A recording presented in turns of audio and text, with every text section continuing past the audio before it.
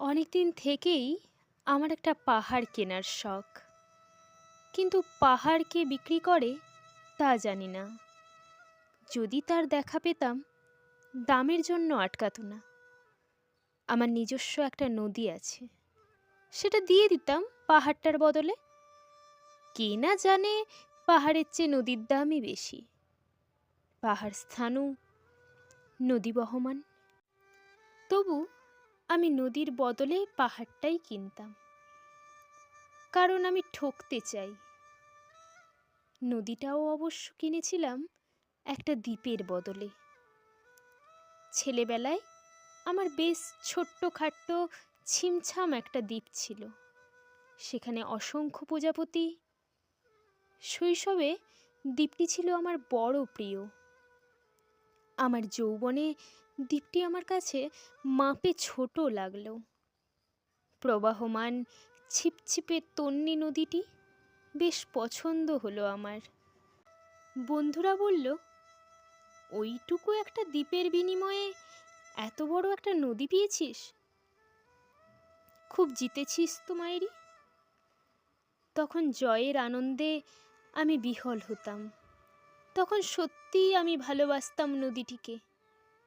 নদী আমার অনেক প্রশ্নের উত্তর দিত। যেমন, বলো তো, আজ সন্ধেবেলা বৃষ্টি হবে কি না? সে বলতো, আজ এখানে দক্ষিণে গরম হাওয়া, শুধু একটা ছোট্ট দ্বীপে বৃষ্টি। সে কি প্রবল বৃষ্টি, যেন একটা উৎসব। আমি সেই দ্বীপে আর যেতে পারি না। সে জানতো, সবাই জানে, শৈশবে আর ফেরা যায় না। এখন আমি একটা পাহাড় কিনতে চাই।